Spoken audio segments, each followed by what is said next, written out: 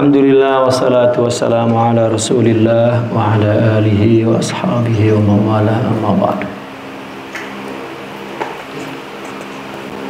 Qala muallifu hadha kitab Hadkul Astar fi ilmi al-asrar al-Imam Ibn Athaillah Sakandari radhiyallahu anhu wa nafa'ana bihi wa bi asrarihi wa anwarihi fid dunya wal akhirah. Amin ya rabbal alamin. Al-faslur rabi' qala radhiyallahu i'lam annahu laula al-mahabbata lama sahha talabu syai'in abada wala wujudu syai'in wala kanat harakatun min syai'in ila syai'in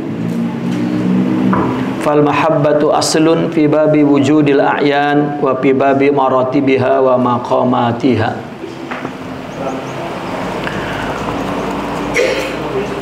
Orang-orang sufi meyakini bahwa tajalli itu adalah ungkapan mahabbah, ta'birul hub. Ta'birul mahabbah, ungkapan cinta.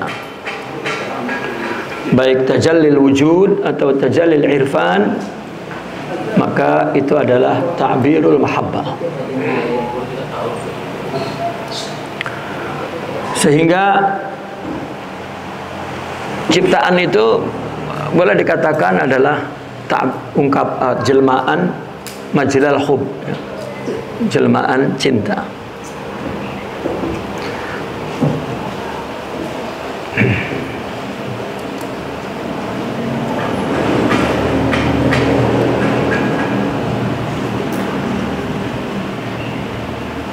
Laulal mahabbata, ketahuilah bahwasanya jika tidak ada cinta,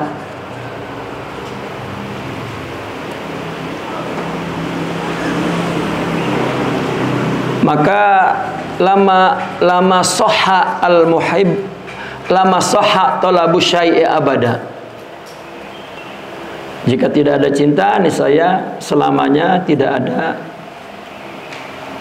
permintaan, tidak ada perintah, tidak ada permintaan, maksudnya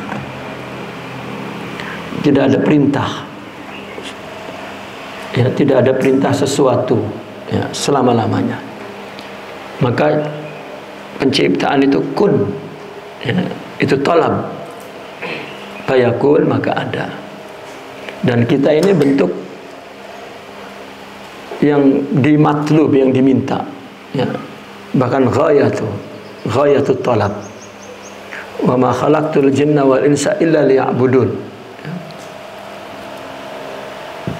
Wala wujuda syai', dan tidak ada wujud sesuatu, nah, tidak ada wujud sama sekali. Bahkan tidak ada harakah, ya, tidak ada aktivitas, tidak ada pergerakan dari sesuatu kepada yang lain.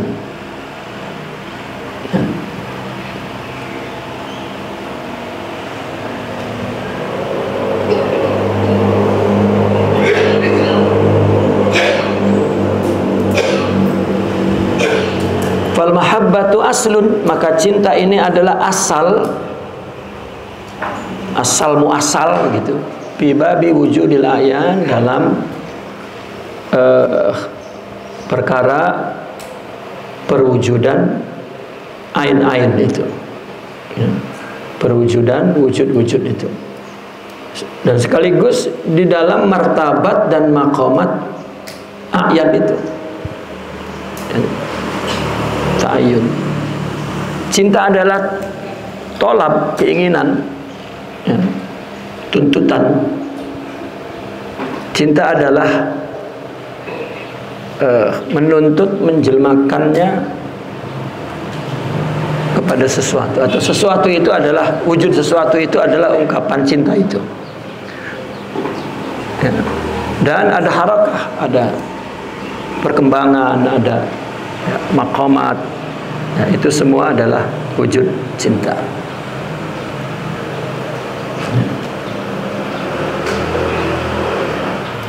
Seperti matahari misalnya memancarkan cahaya,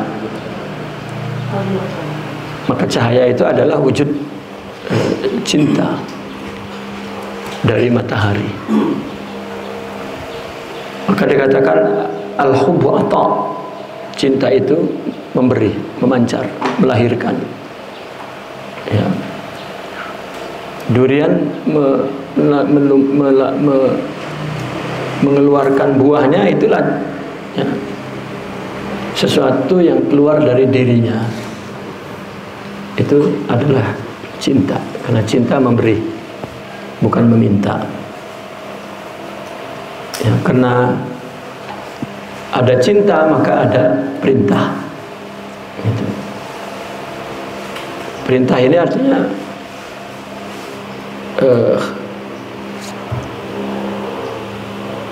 sesuatu yang dipancarkan, itu adalah tolab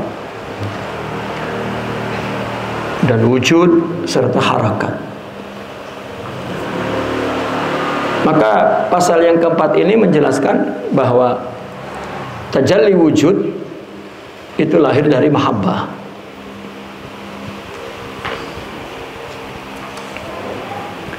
Kemudian al-faslul khamis fil muhib, karena cinta maka ada pencintanya. I'lam annal muhibba yara mahbubahu bi aini mahbubihi, walau ra'a bi ainihi lam yakun muhibban. Wal mahbub yara muhibbahu bi aini muhibbihi la bi ainihi. Ketahuilah bahwa pencinta melihat kekasihnya, memandang kekasihnya itu dengan mata kekasihnya. Seandainya dia melihat dengan matanya sendiri, maka ia tidak menjadi pencinta. Demikian mahbub, kekasih, juga memandang pencintanya dengan mata pencintanya, bukan matanya sendiri. Maka ini yang dikatakan rubbama yuqalu fi hadzal maqam kana aini wa kuntu ainahu. Kana aini, wujud dia itu wujudku, hakikatku. Wa kuntu, dan wujudku, ainahu, hakikatnya. Kana aini, yakni wujud dia, wujud Allah. Kana, wujud Allah. Aini, itu hakikatku. Wa kuntu, dan wujudku, ainahu, hakikatnya. Wa kana kauni, wujud dia wujudku. Wa kuntu kaunah, wujudku wujudnya. Nyahnya itu ke Allah, ya. Ya aina aini, wahai hakikat hakikatku. Ya kauna kauni, wahai wujud wujudku. Al kaunu kaunuh, wujud itu wujudnya. Wal ainu ainu, hakikat itu hakikatnya. Ini adalah satu hakikat cinta. Maka kita lihat Rasul-Nya membagi cinta itu dua, ya. Cinta karena manusia terdiri dari dua unsur. Cinta jasmani yang disebut cinta nafsu, ya. Yang kedua cinta rohani. Kalau cinta nafsu ini disebut al-hubbut tabi'i, ya, cinta alami, begitu, ya. Yang kedua cinta rohani, itu cinta hakiki. Kita lihat percintaan cinta tabi'i ini pun, cinta nafsu ini pun, bahwa kekasih mencintai, pencinta mencintai kekasihnya dengan cinta kekasihnya. Seperti misalnya seorang laki-laki mengatakan kepada perempuan, aku cinta padamu, ya, aku cinta padamu. Itu nggak ada begitu hakikatnya. Nggak ada dan nggak boleh, dan Allah tidak menciptakan begitu, ya. Artinya cinta diri, cinta nafsu ini, cinta tabi'i ini, cinta yang keluar dari tubuh ini itu tidak akan melewati dirinya. Cinta itu hanya kepada dirinya, ya. Karena dia tunggal. Ketunggalan itu menuntut melakukan sesuatu dengan dirinya untuk dirinya. Ya. Makanya ada mahaka jilduk mislu zofrik katanya. Nggak ada gegaruk yang pas seperti kukunya sendiri gitu. Karena nggak ada yang mengerti diri kita sendiri kecuali diri sendiri. Maka nggak ada cinta kepada cinta dia ini yang tubuh, ini cinta yang jasad ya. Cinta ini melewati dirinya nggak ada, nggak bisa, nggak mampu, dan tidak begitu diciptakannya. Jadi manusia itu hanya cinta kepada dirinya sendiri. Kalau enggak ya siapa yang menjaga dirinya? Itu dikatakan bahwa itulah hakikat Allah menjaga diri kita, yaitu ketunggalan Allah itu hanya cinta kepada dirinya karena yang ada hanya Dia. Itu pun dicerminkan kepada kita. Ya, kita ini aku sendiri itu hanya aku yang ada, untuk diriku nggak ada. Jadi orang meminta agar merasakan kesedihannya itu keluar dari hukum Tuhan. Rasakan aja sendiri, gitu. Karena nggak bisa, nggak mampu. Ya. Dia hanya cinta kepada dirinya sendiri. Namun cinta kepada dirinya tidak bisa dicumbu dan dirayu dan dipeluk. Maka dia perlu wujud cintanya ya ada di luar dirinya. Dan ini khayal. Karena yang hakikat menjadi dirinya itu hanya dirinya.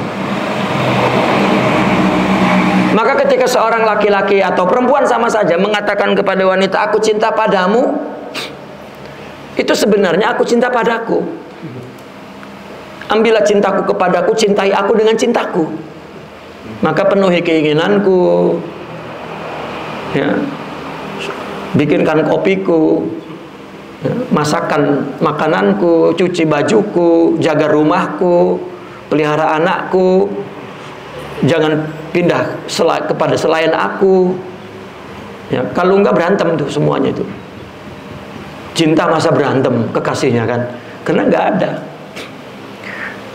Nah, maka orang mulai mencari calon itu selalu yang mengerti aku. Ya, mana ada orang mengerti orang lain.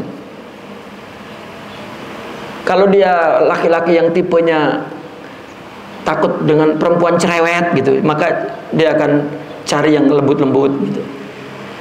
Maka kalau ngelihat wanita yang lembut, terus keinginan cintanya itu dia khayalkan bahwa inilah wanita idamanku gitu.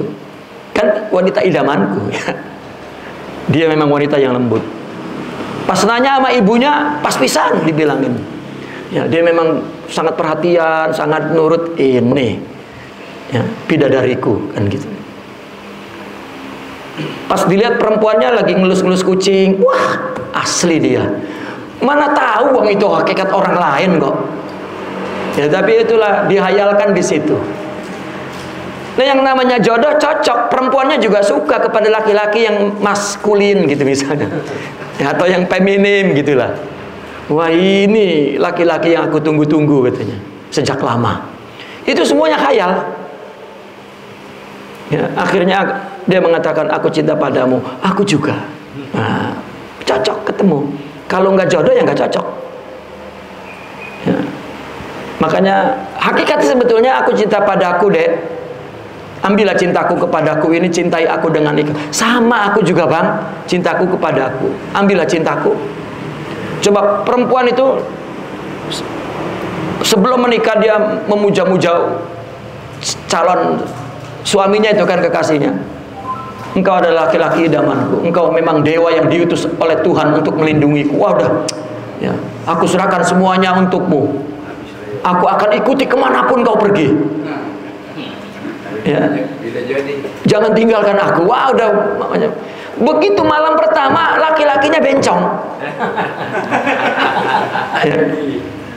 Wah, mengutuk-ngutuk itu. Kau jahat, kau manusia binatang, kau tidak punya perasaan, kau mempermalukan aku. Itu kok omongan yang kemarin mana? Baru beberapa detik aja udah berubah.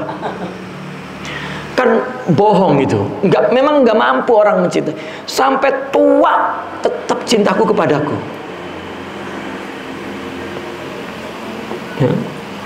Adapun dia bertahan karena banyak kesamaannya.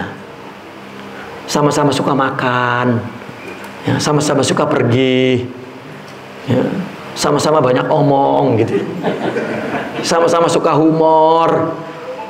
Ya, yang menjaga kesamaan ini nanti perbedaan itu.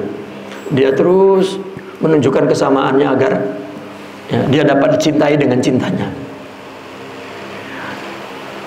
Nah, hakikat kepada Allah juga begitu. Kalau Allah nggak ngasih cintanya kepada dirinya, kepada kita, maka kita nggak bisa mencintai Allah dengan cinta yang lain. Wong nggak ada selain Dia. Namun cinta kepada Allah itu Allah berikan kepada rohani, ya, bukan kepada jasmani. Dan yang dikejar oleh orang tasawuf itu ya, adalah cinta rohani. Allah wujudkan diri ini kan dengan cinta tadi. Maka kita juga punya chip cinta Tuhan itu kepada dirinya sendiri itu. Ya, tidak akan melewati dirinya. Dan itulah cara Allah menjaga kita, melindungi kita. Kalau enggak siapa? Mau istri terbakar, kita lari. Ngapain kita ikut terbakar ya? Begitu juga istri. Gitu. Ya, nangis itu karena enggak, dia akan kehilangan orang yang mencintai dia dengan cintanya kan. Siapa yang masak, siapa tidur sama siapa. Tapi itu cuma 3 hari ya. Besok nyari lagi kan. Wong cintanya kepada dirinya bukan wanita itu. Kalau memang dia mengatakan cintanya kepada itu, ya udah sampai mati itu ya. Sampai mati itu. Nah maka tidak ada ya. Nah cinta rohani. Nah coba cinta kepada perempuan pun, artinya cinta tabi'i pun, dia akan mencintai ya, apa yang berkaitan dengan jelmaan cintanya itu. Gitu. Kalau misalnya orang Melayu ya punya kekasih orang Jawa misalnya, maka apa-apa yang bersifat kejawaan dia suka. Gitu. Kenapa? Karena berkaitan dengan kekasihnya. Dan dia mau melakukan sesuatu untuk kekasihnya. Karena kekasihnya yang memegang cintanya, yang memenuhi keinginannya. Gitu. Katakan yang memberikan cinta untuk dia cintai. Ya. Dan satu sama lain saling seperti itu. Maka cinta yang tumbuh dari diri sendiri ini tidak akan melewati dirinya. Ada cinta yang boleh melewati dirinya kepada orang lain. Tapi kekasihnya bukan diri itu, tetapi kekasihnya Allah. Adalah cinta rohani. Gitu. Nah, ketika Allah berikan cinta Allah kepada diri sendiri Allah, kepada kita itu di ruh, maka kita akan tumbuh cinta kepada Allah tanpa pamrih. Itu tauhid murni. Karena dia mencintai Allah dengan cinta Allah kepada dirinya. Nah inilah yang membuat dia cinta kepada selain dirinya. Karena dia lihat bahwa manusia ini adalah ciptaan Allah, maka dia cintai karena Allah. Karena Allah merintah. Gitu. Nah maka tidak bisa orang memelihara selain dirinya kecuali dengan cinta rohani. Kalau dengan cinta ini ya selama ada kemaslahatan masih terus berjalan. Selama istri itu dapurnya ngebul, gelangnya emasnya, pergelangannya ada emas, ada kalung, wah itu tentram itu nyaman. Tapi kalau kurang ya berantem terus setiap saat. Gersang, cintanya tidak hangat, tidak baru, ya udah. Ya sakingku terikat dengan anak katanya kayak gitu, sudah telanjur ya. Sudah telanjur, kalau boleh nyari lagi yang lebih bagus karena nggak ada lagi ya gitu. Dan seterusnya gitu. Tapi kalau yang mampu ya bisa 4 itu jelmaan cintanya kan gitu ya. Namun tidak bisa memelihara kecuali orang yang mempunyai cinta rohani baru bisa memelihara, karena dia melakukannya karena Allah semua. Makanya cek semua mursyidin istrinya 4. Saya punya buku, punya kitab. Ulama yang bujang, semuanya ahli hadis dan fuqaha. Tidak ada satupun sufi. Saya punya kitabnya. Yang bujang. Ya. Ulama yang bujang. Saya baca, masya Allah, semuanya muhaddisin, fuqaha. Tidak ada satupun ulama sufi. Begitu saya baca ulama sufi, semua istrinya 4. Berikut Ya. Berikut. Tapi kalau mampu ya. Ya. Karena rupanya mereka yang punya cinta rohani mampu menjaga orang lain, menyabarinya, mensyukurinya, meridhoinya, karena dia sedang bercinta kepada Allah. Gitu. Meskipun 4-4-nya ngomel, nggak diladenin, wong itu Allah kok yang ngomel kan gitu.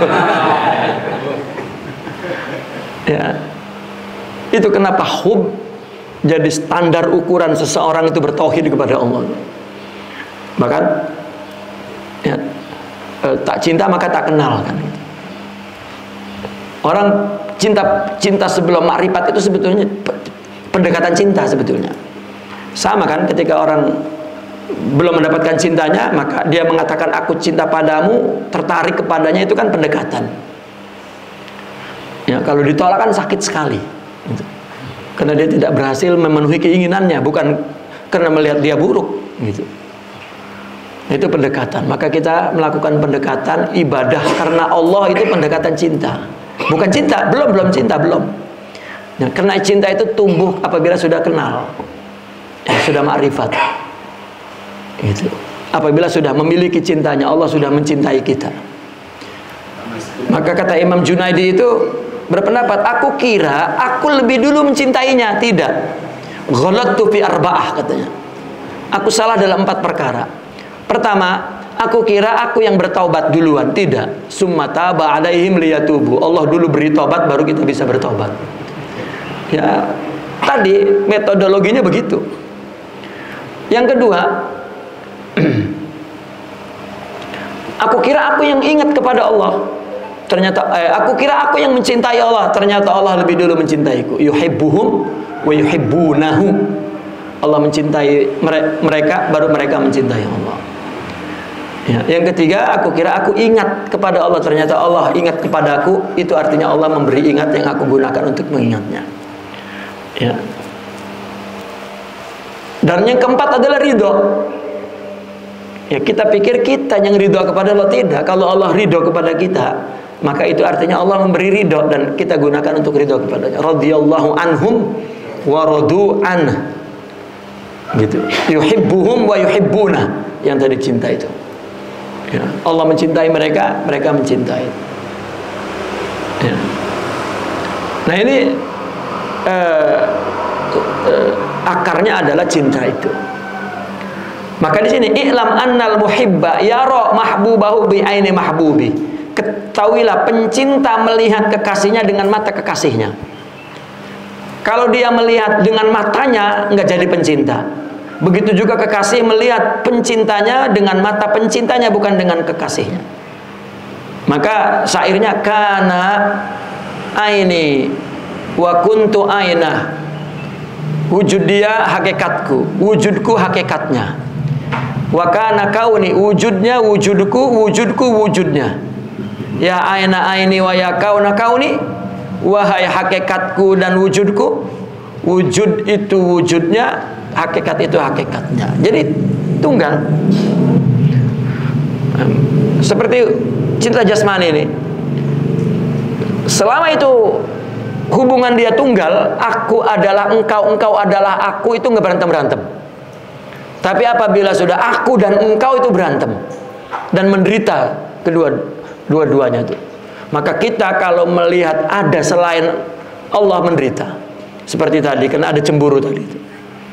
Ya, Allah akan sakiti kita dengan pedang cemburunya, karena ada yang lain. Ya. Sebetulnya yang bikin kita menderita, susah, merana adalah itu karena ada yang lain, itu aja. Allah sakiti, kalau nggak ada yang lain, ya, nggak disakiti. Itulah percintaan.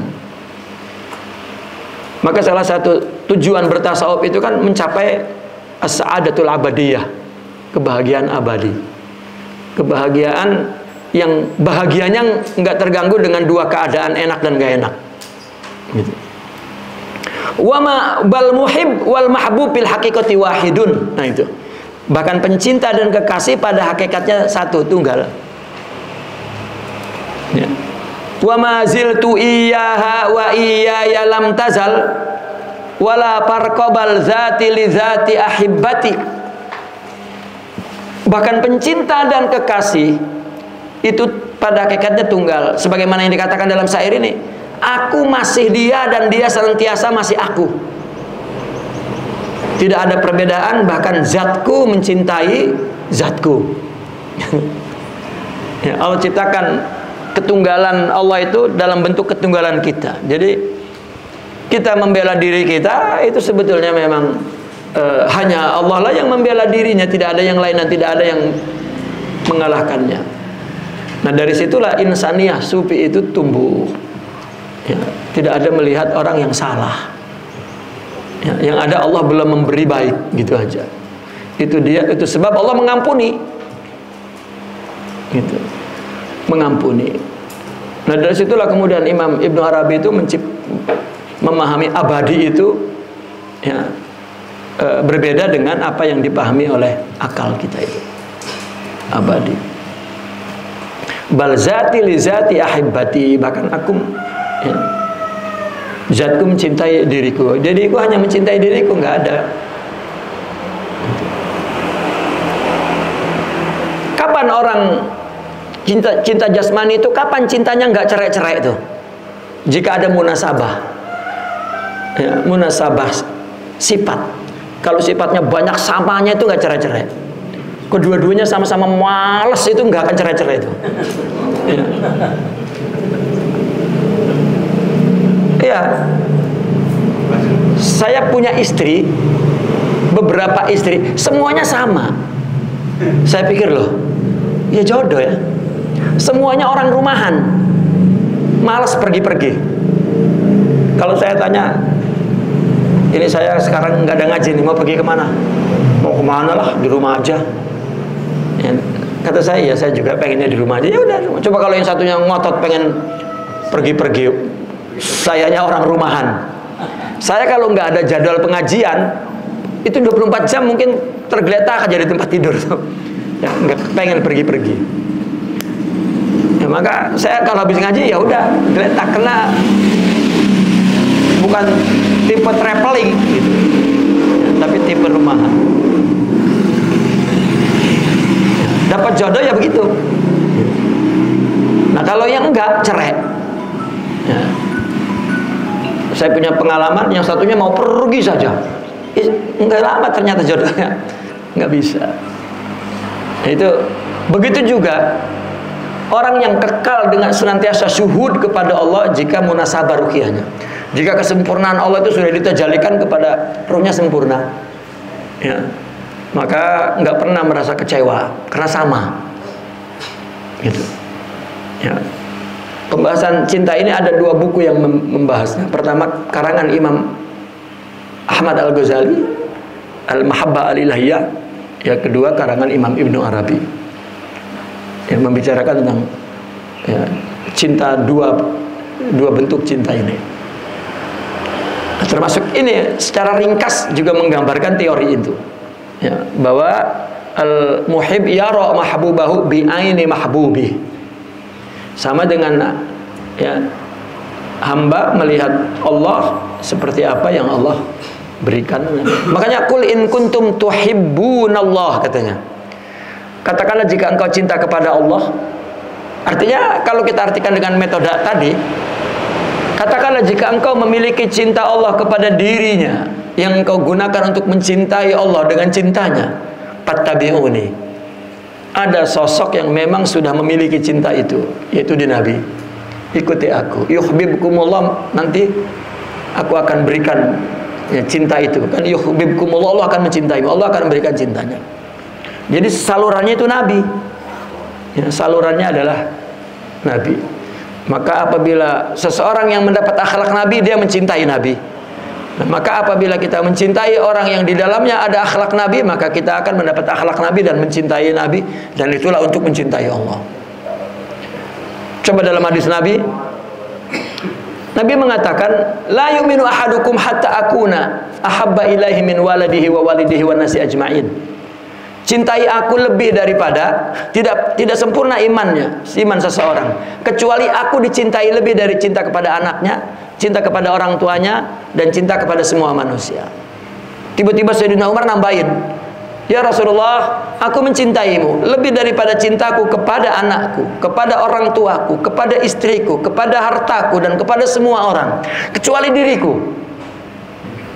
Coba ada orang yang mendahulukan orang lain daripada dirinya? Nggak ada, Pak. Cinta kepada diri sendiri ini memang udah sentral. Nabi malah menolak, la, cintai aku lebih daripada cintamu kepada dirimu. Artinya kan ini bukan cinta jasad, cinta rohani.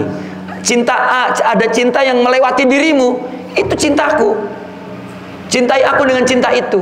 Miliki akhlak itu, maka kita akan mencintai Nabi.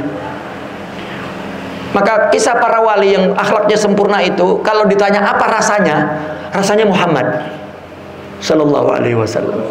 Itu yang dikatakan oleh Imam Sazili, kalau aku lupa Nabi, khianat rasanya dalam agama ini. Ya, dalam agama ini apa yang gak Nabi? Semua ibadah syariat mesti Nabi semua. Hakikat juga demikian. Itu. Nabi minta dia dicintai lebih dari cinta seseorang kepada dirinya sendiri. Nah, kalau kita tanyakan, kita cinta kepada anak sebetulnya bukan cinta kepada orang selain diri kita, meskipun anak di luar diri kita. Itu darah daging kita.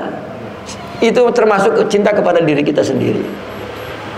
Maka Nabi sebut lebih, ya, tidak sempurna iman kecuali aku lebih dicintai dari cinta kepada anaknya. Karena tidak ada lambang cinta yang paling tinggi kecuali ibu kepada anaknya, bapak kepada anaknya. Itu pun masih termasuk cinta tubuh, cinta kepada diri sendiri. Karena kalau ada dua anak berantem, yang satu anak tetangga, yang satu anak kita, mesti yang kita peluk anak kita. Anak tetangga kita tendang, ya, karena dia bukan aku. Ya, kalau cinta yang paling tinggi, cinta ibu, maka ada hadis, ya, Allah lebih mencintai daripada cinta ibu kepada anaknya. Nabi pun mengaku begitu. Ya, aku lebih mencintaimu daripada ibumu mencintaimu. Gitu. Artinya itu bicara tentang cinta rohani, bukan cinta jasad, cinta hakiki, bukan cinta tabii. Nah, kalau seorang cinta kepada anak saja itu juga termasuk apa? Cinta kepentingan, cinta diri sendiri. Bagaimana cinta kepada istri? Cinta kepada harta, cinta kepada orang tua, cinta kepada orang lain. Ya, seolah-olah ambillah cinta dariku, yang kau akan dapat mencintai orang selain dirimu. Karena kekasihnya Allah, karena orang adalah suratul haq, majlal haq. Karena Allah gaib, maka ya. Itu sebab Nabi meskipun dihina oleh Abu Jahal misalnya, ya, tapi ketika Nabi mendengar kematiannya, Nabi terburu-buru untuk mengislamkan dia, gitu. Karena khidmatnya kepada Allah. Gitu. Makin orang itu buruk, orang sufi itu makin mencintainya. Kenapa? Karena di situ ada percintaan dengan Allah. Gitu. Dan tidak memandang rendah. Ya. Itu yang natijah daripada orang memiliki hakikat, bukan belajar ilmu hakikat. Kalau belajar ilmu ya ilmu aja, ya, malah nggak ngerti apa-apa. Ya, karena hakikat itu bukan ilmu, tapi hakikat adalah satu sifatun rasikhah, ya, satu sifat yang menjadi karakter dalam jiwa manusia. Nah, ini cinta. Ya. Maka jelas sekali Al-Quran mengatakan, jika engkau ingin mempunyai cinta Allah yang kau gunakan untuk mencintainya, ambil cinta itu di Nabi, fattabi'uni. Ya, nggak ada lagi sudah agennya cuma tunggal, ya, Rasulullah. Innama bu'istu liutammim makarimal akhlak. Akulah distributor akhlak yang akan menimbulkan cinta kepada Allah. Yuhibbukumullah. Baru Allah akan berikan cintanya. Bukan Nabi juga yang berikan. Ya, bukan Nabi, bukan, tetapi Allah. Nah, begitu juga seorang kepada mursyid, bukan mursyid yang bikin makrifat, yang bikin mengisi rohani dengan sifat-sifat mulia, Allah tetap yang isi. Ya, tetapi melalui percintaan yang dilakukan karena Allah kepada orang yang memiliki sumber cinta itu, ya, yaitu sifat-sifat mulia akhlak itu. Baik. Al-faslu sadis fit tauhid, tentang tauhid. Baru sekarang bicara tentang tauhid. I'lam anna tauhida ilmun. Tauhid itu adalah pengetahuan, ilmu sebelumnya. Summa halun, berubah menjadi hal, ya.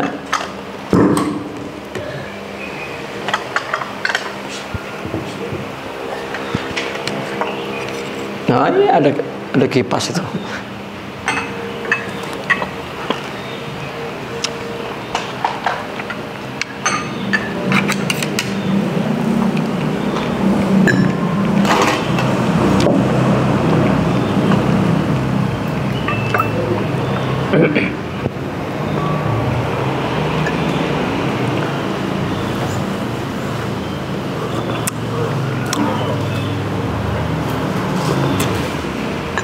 Allah.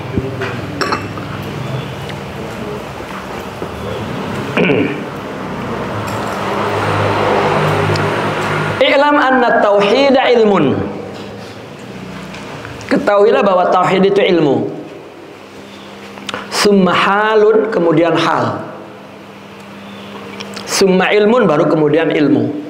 Ilmunya yang oleh orang sufi disebut ma'rifat. Fal ilmul awal tauhidud dalil. Ilmu yang pertama maksudnya adalah, ya, tauhidnya dari pengetahuan dalil. Maka iman pertama yang tumbuh dalam diri kita itu adalah iman, kepercayaan yang kita peroleh melalui wahyu, yang menjadi ideologi manusia, yang menjadi asas berpikir, berbuat, ya, asas melakukan tindakan, ya, itu adalah ilmu. Orang sholat itu kena dia mendapat informasi wahyu bahwa dia mesti percaya kepada Allah. Dan manusia lahir dari komunitas ini, maka dia akan tumbuh, ya, secara taklid, ya, secara taklid mengikuti ideologi orang yang sebelumnya, ya. Dan secara hakiki belum bertauhid. Dia baru mengetahui tauhid secara dalil. Tauhid artinya menunggalkan Allah yang disandarkannya kepada dalil. Dia mengenal Allah, menunggalkan Allah dengan dalil. Ya, inilah yang berhenti di sini. Kelompok selain ahli sunnah seperti Mu'tazilah misalnya atau Salafiyah, ya, berhenti di situ. Dan ada orang-orang yang mengaku Asy'ariyah juga berhenti di situ. Ya. Artinya ada kelompok seorang yang mengaku sebagai Nasirul Asy'ariyah, Nasiru Ahli Sunnah wal Jamaah, ya, penolong, tetapi membantah tauhid yang setelah itu. Tauhid yang yang lebih tarakki, yang lebih tinggi, ya, dari tauhid itu. Wa ani bil ammah, maksud ammah di sini wahwa tauhidul ammah, atau dengan kata lain tauhidul ammah. Ya, kan secara umum istilah yang umumnya ammah, khassah, khawasul khass atau khassatul khassah. Itu pembagian secara ilmiah, ya, global, ya, bukan pembagian secara tafsil. Karena yang ammah pun, ya, kalau ini banyak, maka kalau mau dibagi secara detail sejumlah orangnya lah. Ya, kalau ada 1 miliar, ya tauhid ammah terbagi 1 miliar kan, gitu kan, nggak mungkin. Karena semua itu tidak menunjukkan satu. Bahkan Imam Ibnu Arabi mengatakan kesempurnaan Allah dalam menciptakan, tidak ada satu makhluk pun yang serupa dengan yang lain. Meskipun hanya 2 orang misalnya, tidak. Ya, tidak ada. Maka setiap individu orang berbeda dengan yang lain. Ya, berbeda, itu menunjukkan sempurna. Kalau kita kan bikin produk, ya sesuatu, ya ngikut acuan sudah. Ya, 1 juta kita produk sama semua, karena ya kita tidak sempurna. Tapi kalau Allah menciptakan semua berbeda, ya semua berbeda, tidak sama. Itu menunjukkan kesempurnaan Allah. Itu juga menunjukkan wihdatul khalqi, ketunggalan makhluk itu. Nah, maka tauhid ammah ini maksudnya tauhid ulama rusum. Ya, ulama rusum itu ya ulama yang ulama lah, tapi hanya baru sampai kepada penguasaan dalil, menghafalnya, memahaminya berdasarkan lughawiyah, ya sampai di situ. Ya, sudah hafal banget tuh tauhid dengan dalil-dalilnya, bahkan banyak sekali kitab yang dibaca, tapi dengki terus menerus. Mana tauhidnya? Kan itu. Itulah rusum maksudnya. Ya, rusum itu rasmi, gambar saja, zahir. Ya. Ya, bahkan orang yang mengaku hakikat juga kalau masih rusum, masih ilmu, tetap saja ribut terus. Ya. Tetap saja dengki terus.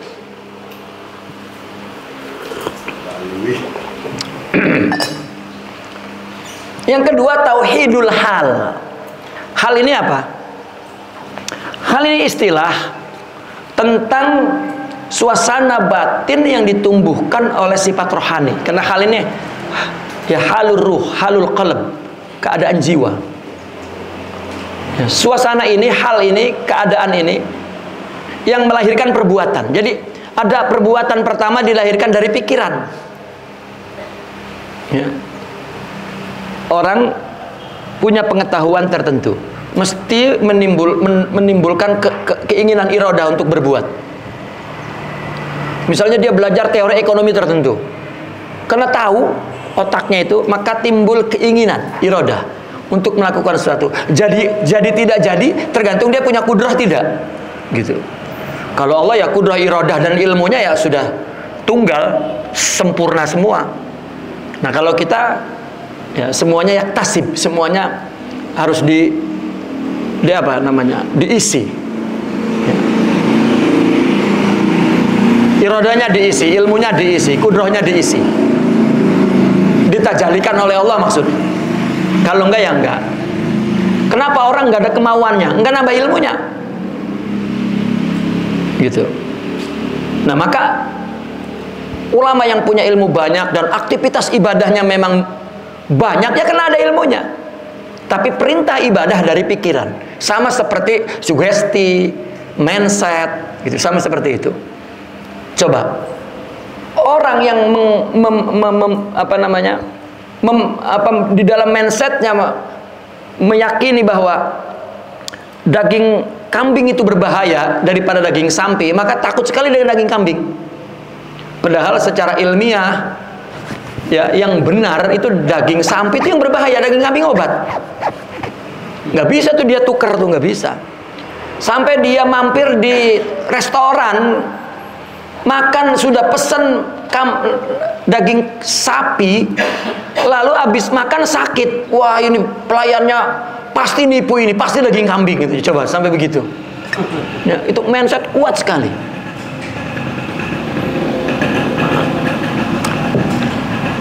Itu perintah yang pertama. Perintah yang kedua adalah perintah dari hatinya. Perintah dari ruhnya.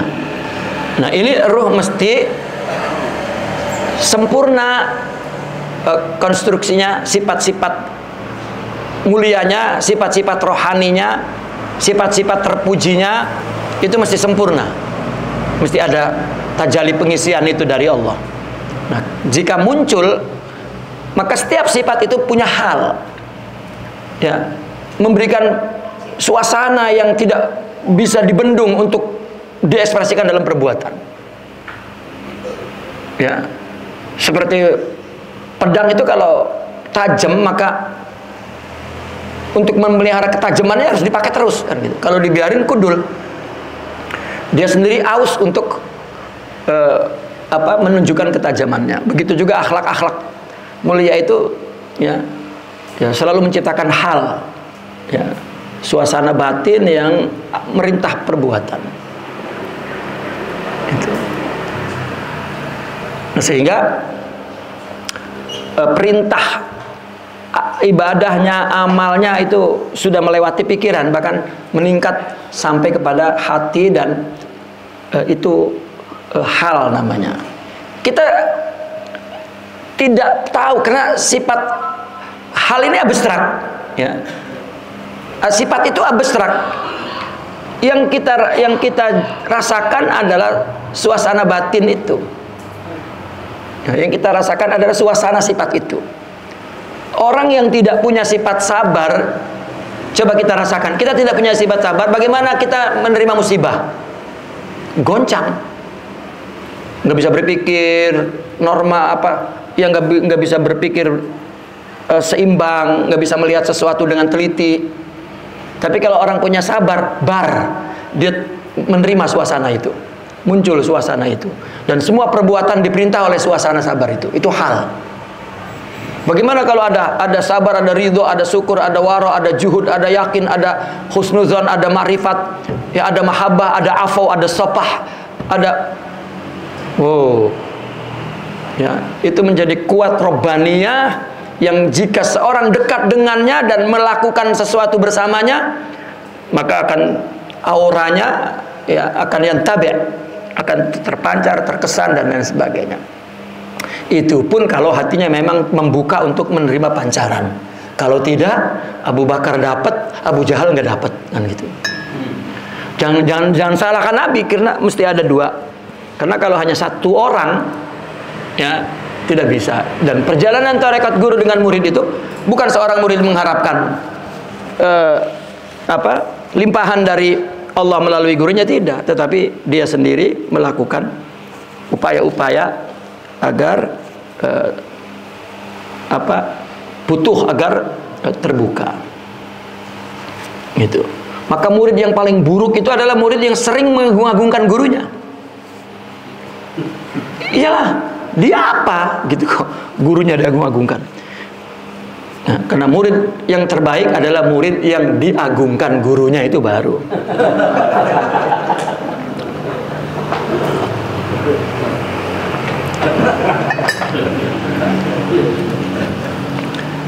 Nah, hal itulah ungkapan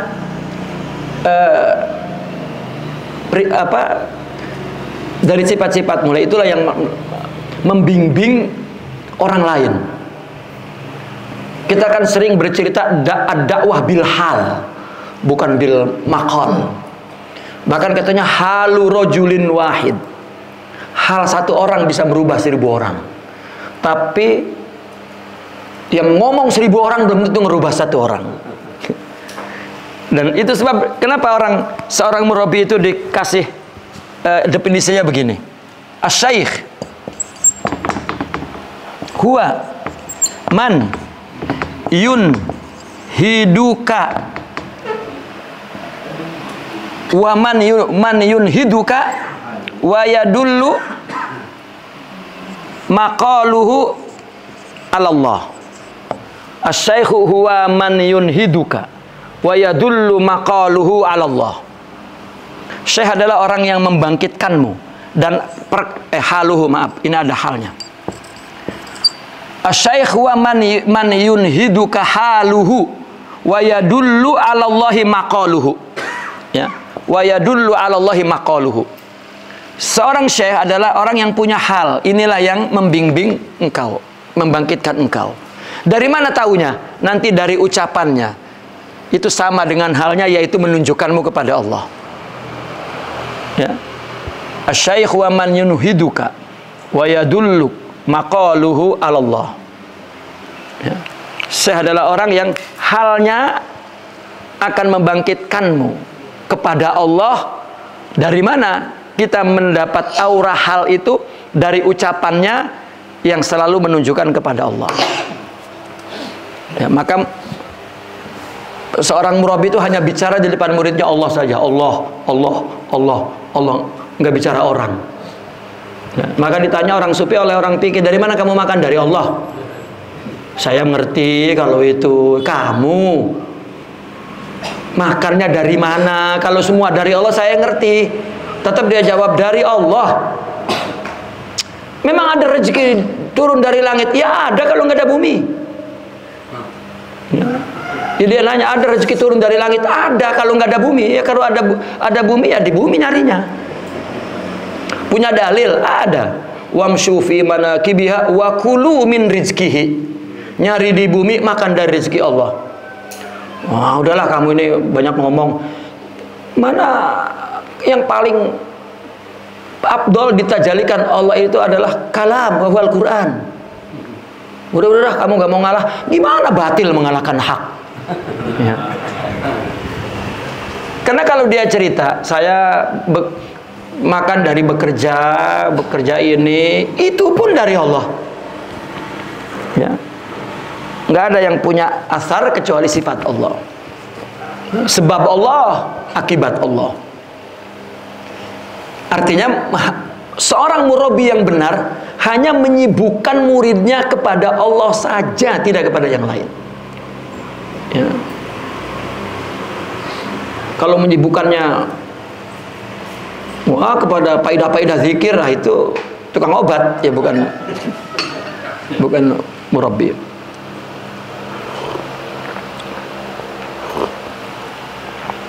Bahkan mengajarkan mereka bahwa apa yang kau hadapi, ya, semuanya itu adalah af'alullah. Itu bukan ngomong, nyata perbuatannya dan kita menirunya. Ada halnya itu. Dan kalamnya ya dulu ala Allah.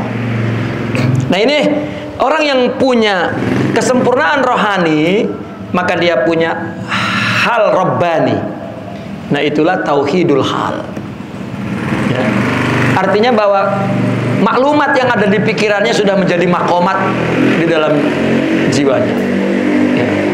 Tauhid yang ada di akal sudah berubah ke dalam hati, yang ini dangkal dan ini lebih dalam. Makanya Nabi bersabda, al-imanu bid'un wa sab'una syu'bah. Iman itu ada 70 cabang. Ya karena iman di sini ya cabangnya ke bawah. Ya. Artinya ada 70 itu ya dulu alal kasrah. 70 apa? 70 sifat. Ya. Yang mengenal Tuhan itu bukan bil wahyi, tetapi bi'i'lamillah, dengan pemberitahuan Allah sendiri.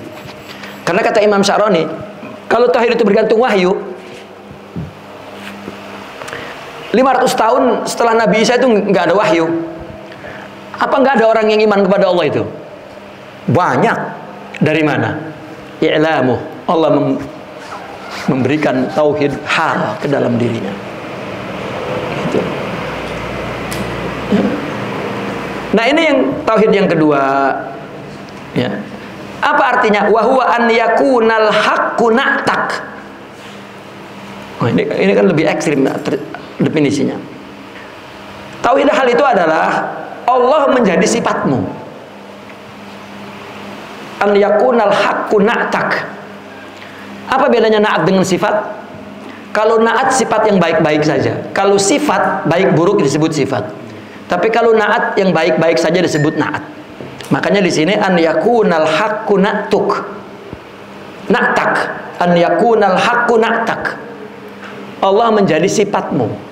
Ya, artinya engkau mendapatkan tajalli sifat-sifat mulia itu, yaitu makomat. Itulah yang menimbulkan tauhid hal. Kalau berupa ilmu itu masuk kepada golongan yang am. Ya. Fayakunu huwa la anta bi anta. Maka fayakunu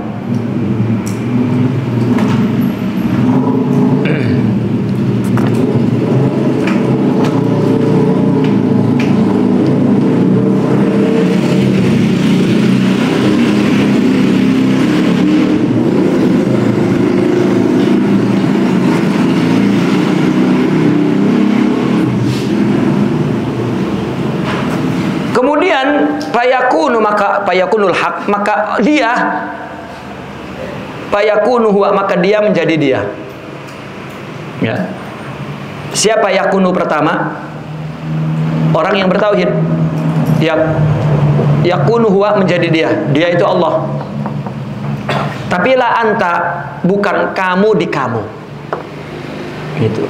Fayakunu huwa la anta. Maka dia menjadi dia tanpa kamu. Pada kamu, tapi tidak menjadi apa? Bukan kamu, tapi pada kamu. Ya sama di cermin itu. Ya.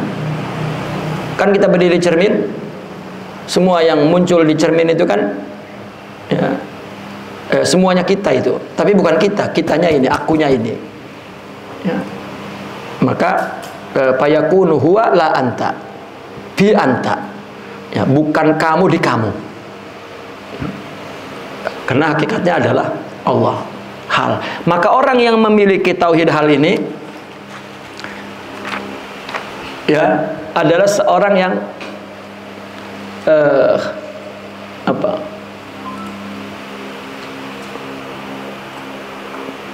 yang mengalami proses. Kan orang punya satu sifat saja itu sudah termasuk tauhid hal. Dua sifat itu tauhid hal sudah. Karena orang yang merasakan nikmatnya sesuatu, ya, dia akan memotivasinya untuk mendapatkan nikmat-nikmat berikutnya. Seperti orang baca buku lah, hatam aja satu, maka mendorong dia untuk membaca yang lain, dan terus gitu. Begitu juga orang ketika melakukan makomat, ya, mendapat sifat-sifat Allah, maka dia merasakan hal itu, ya, yang disebut zauk. Kenapa di dalam tasawuf itu ada kata zauk? Zauk itu adalah rasa pertama ketika seseorang mendapatkan sifat itu. Ya, seperti minum ini haus misalnya, tiba-tiba minum pahit, maka nggak diterusin. Tapi ketika tegukan pertama itu menyegarkan, maka dia akan syurub, akan minum banyak. Gitu. Sampai apa? Sampai hausnya hilang. Kalau sudah hausnya hilang, minuman terakhir yang menghilangkan dahaga itu ri. Ya, maka orang puasa kan ada surga rayyan itu. Maka ri. Ya. Nah, orang ini tidak mencapai ri kalau tidak zauk. Orang tidak akan merasakan hal kesempurnaan hilang dahaga itu. Artinya tuntutan nafsu itu begitu kuat dan kita kalah, dan orang tidak mampu mengalahkan nafsu sebelum sampai ri itu tadi, sempurna memiliki satu sifat itu. Dan orang tidak akan memiliki semuanya kalau belum dia merasakan sifat itu. Maka ketika Allah beri sabar, ya, yazuk sifat itu, maka dia ingin mendapatkan sabar semua. Ya, karena sabar ini adalah satu sifat yang paling banyak diperlukan orang. Maka simbolnya juga itu. Sebagai contoh, Nabi mengatakan Rabbana afrigh alayna sabra. Nabi nggak meminta nggak minta dikucurin, ya, tapi apring.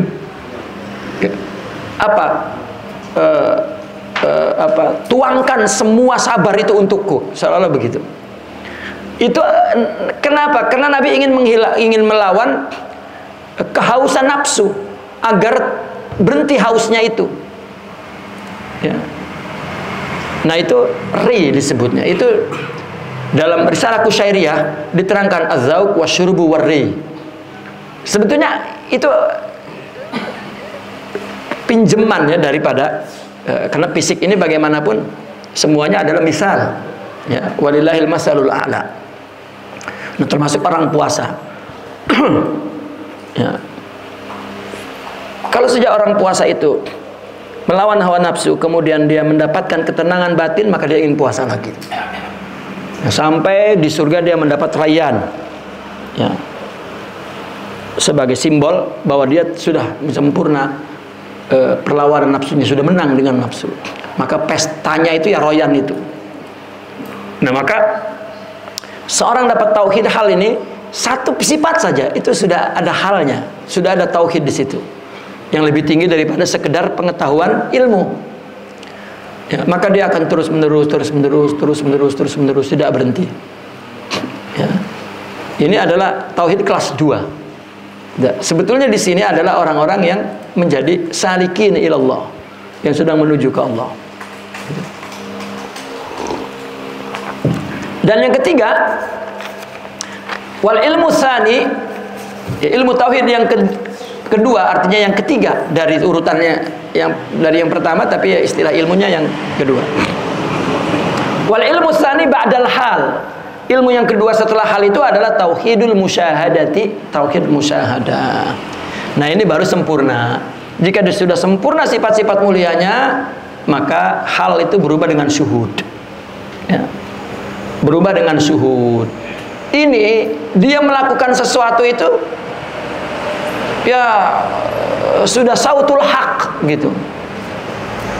Maka itu sebab dia menisbatkannya kepada Allah saja. Dia mengatakan syuhudul haq bil haq, al muhib wal mahbub, al abid wal ma'bud, ya, al arif wal ma'ruf gitu. Tapi orang sufi nggak ada yang bilang al khaliq wal makhluk gitu, enggak. Ya. Fayaral asya'a, maka tauhid musyahadah ini melihat apapun, segala sesuatu apapun min haitsul wahid, dilihatnya dari sisi tunggal itu. Fala tara illal wahid, maka kalau melihatnya dari sisi tunggal, ya, dari suhudnya. Suhud itu adalah Allah menyaksikan dirinya dengan dirinya untuk dirinya. Dan itu dimanifestasikan ke dalam manusia yang mendapatkan syuhud itu. Maka yang dia lihat hanya wahid. Wa bitajallihi minal maqamati yakunul wihdat wal alam kulluhu wahidat tandapu ba'duha ila ba'din tusamma murakabat. Ya. Maka tauhid musyahadah ini dia melihat sesuatu menurut yang esa dari pandangannya, dari Tuhan, dengan tajallinya tadi, ya. Dengan tajallinya dari makom-makom itu, maka adanya ketunggalan, adanya kesatuan, ya. Yakunul wihdat, ya, keesaan wihdat. Dan semua alam semesta itu adalah beberapa kesatuan yang satu sama lain bergabung. Alam ini kan semua sifat itu wihdah. Maka kenapa dalam martabah wujud itu pertama ahadun, ya, ahad itu tunggal. Artinya ahad ini satu sifat hanya menyebut zatnya tanpa sifat. Bukan zat, belum ada sifat, bukan. Penyebutan zat, ya, tidak include sifatnya, itu ahad, tunggal. Tetapi kalau penyebutan sifat, dan sifat nggak bisa terlepas dari zat, maka disebut wihdah, bukan ahad. Kemudian ketika jatuh ke fi'il disebut wahidun. Kenapa wahidun? Karena fi'il nanti keluarnya dua, jalal wal jamal. Kalau dua, maka tidak tunggal lagi. Kalau dua, maka bukan kumpulan sifat lagi. Maka disebut wahid. Karena wahid itu satu, dan satu itu separuh dua, ya. Tapi separuhnya juga satu, ya. Bukan dua, separuhnya satu, ya. Maka orang yang bertauhid meskipun istri 4 itu satu aja.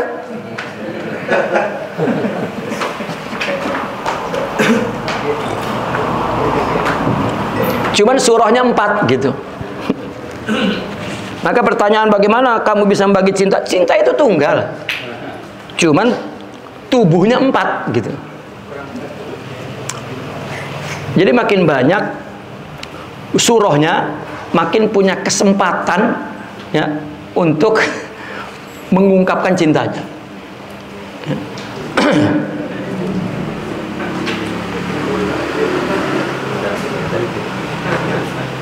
Nah, alam ini semua itu wahidat, ya, bukan wihdat tapi wahidat. Kan tadi dengan tajalli Allah makom-makom itu maka jadi wihdat, jadi kumpulan. Dan alam itu adalah wahidat, satu yang bergabung dengan yang lainnya sehingga dinamakan susunan murakkabat. Ya, dinamakan murakkabat. Kita ini adalah murakkabat. Satu, maka jadi murakkabat. Gitu. Wa yakunu laha wujuhun fi hadhil idhafati tusamma ashkala. Dan kemudian dinamakan susunan tadi, susunan itu memiliki beberapa wujuh. Ya, beberapa anwa, beberapa macam. Di dalam gabungan itu dinamakan ashkal, bentuk rupa. Ya, karena laha ini punya wujud mata misalnya melihat, kuping mendengar, itu kan orientasinya katakan. Ya, pikiran ini apa, tangan ini apa, dan semua akhirnya menjadi bentuk. Nah, oleh karena itu mereka itu melihat sesuatu, melihat mata itu sesuatu, telinga sesuatu, tangan sesuatu, semua sesuatu, dan kita melihat alam ini juga ya masing-masing mustakil satu sama lain, itu sesuatu lalu terhimpun menjadi susunan tarkib ya, dalam diri manusia, maka dia melihat semua wahidat itu adalah wihdat, yaitu ahad, tunggal yang dilihat hanya Allah.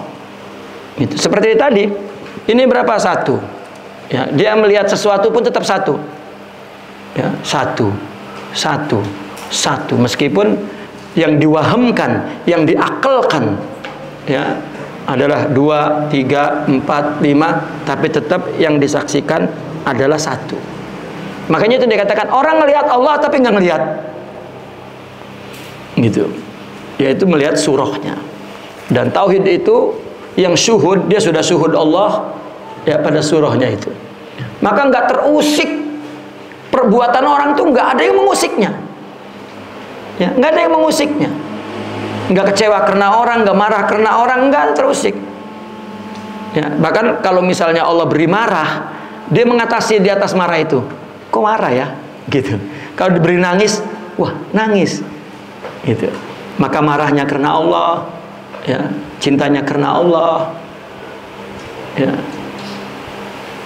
Nah, yang marahnya karena Allah itu akan merubah orang yang dimarahi itu. Ya.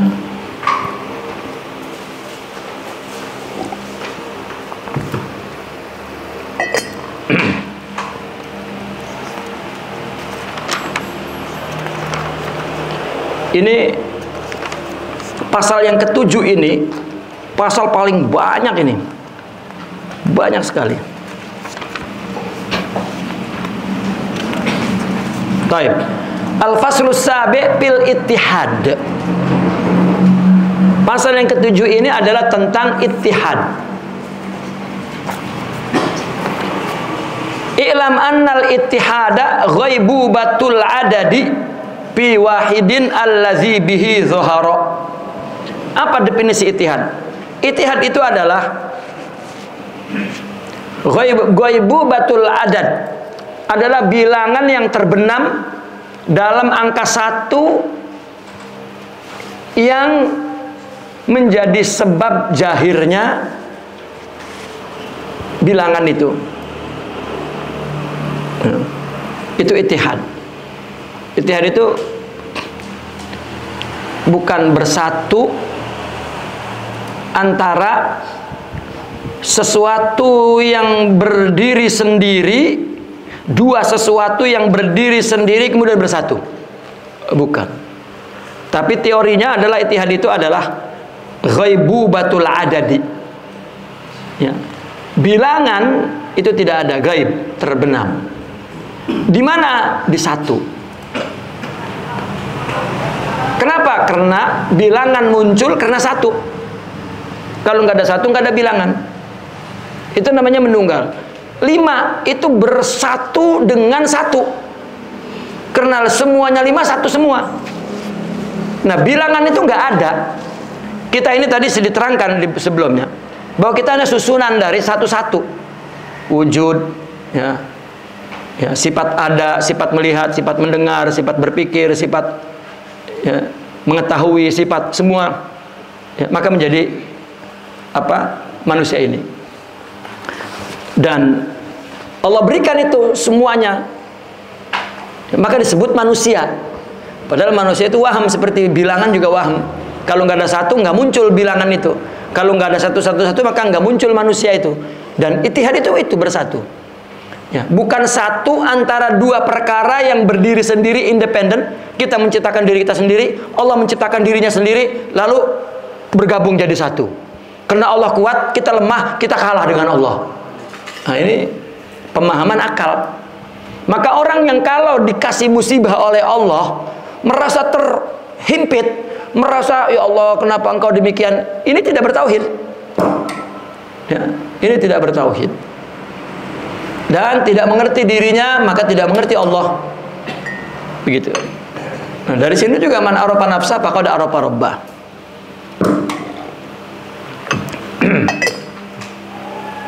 Wa pana'uhu fihi min haitsul wahid.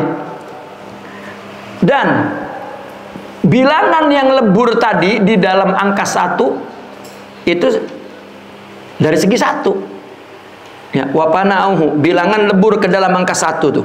Min haitsul wahid, dari segi 1. Ya. 5 itu bilangan itu ya, sudah lebur ke dalam angka 1. Dikasih 1 lagi 6 gitu. Ya, itu dari segi 1, bukan dari segi 6. Ya, kalau ditambah 1 lagi berubah lagi. Palaisal adadu ghairul wahid. Ternyata bilangan itu hanya 1. Ya, maka tidak ada bilangan, yang ada hanyalah 1. Maka bilangan hanyalah angka 1. Ya, begitu. Palaisal adadu ghairul wahid, maka bilangan hanyalah angka 1. Tetapi wala huwa nafsul wahid, tetapi dia bukan 1. Dia 3. Gitu. Bukan 1. Bal zaharatil a'dadu bi zuhuril wahid. Akan tetapi munculnya bilangan-bilangan itu disebabkan munculnya 1 fil maratibil ma'lumah, dalam urutan tertentu. Ya. Dikasih 1 lagi 4, urutan ini 5, terus begitu. Fa'aujadal wahidul adada, maka sebetulnya 1 yang mewujudkan bilangan bitakarruril wahid, dengan mengulang-ulang 1. Mestinya yang kita baca 1. Jadi orang tiba-tiba mendapatkan kejayaan, ya. Maka kita melihat Allah yang mentajalikan ya kejayaan itu. Orang melihat orang ketawa saja atau menangis saja, kata Allah innahu huwa adhaka wa abka. Gitu. Taib. Lam fa'aujadal wahidul adada bitakarruril wahid. Lam yakun husulal wahid.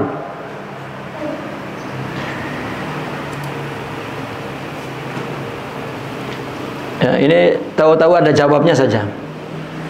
Ya. Tahu-tahu ada jawabnya saja. Lam yakun husulal wahid. Seolah-olah itu ada yang terbuang. Falaulal adad lam yakun husulal wahid. Maka 1 mewujudkan bilangan dengan mengulang-ulang 1. Maka kalau tidak ada bilangan, tidak terjadi, tidak terhasil itu 1. Ya.